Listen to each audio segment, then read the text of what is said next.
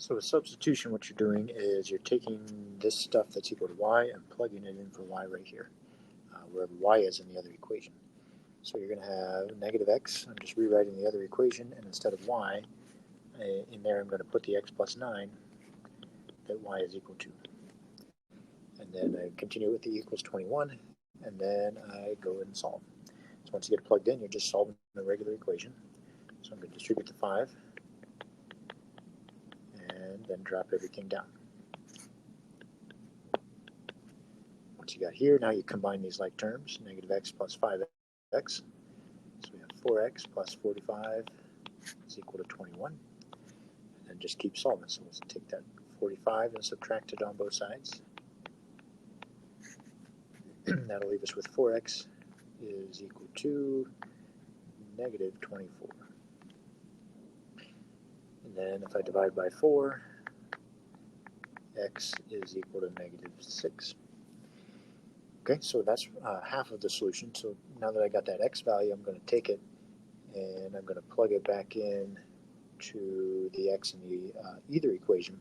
But the first one where y is equal to x plus 9 will be the easy one. So I'm just going to take that negative 6, put it in. So I have negative 6 plus 9. So y is equal to 3, negative 6 plus 9. And then always write your answer as an ordered pair. So we have negative 6, comma 3. That would be your solution. Okay, so some interesting things can happen with number 3 here.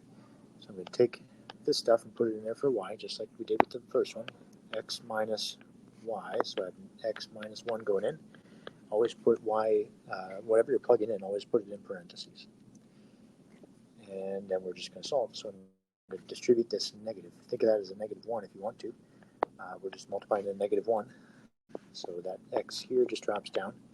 Negative 1 times x will be negative x. Negative 1 times negative 1, positive 1. And then drop the equals 1.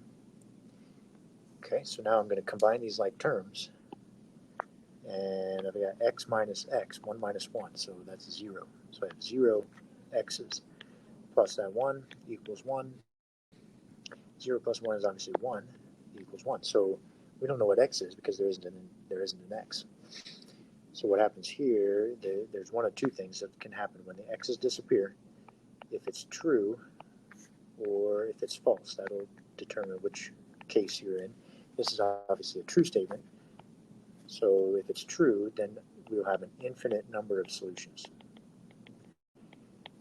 And that's this case.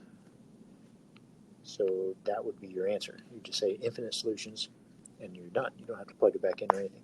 If it comes out false, then you would say no solution. And that will happen on one of these on this assignment.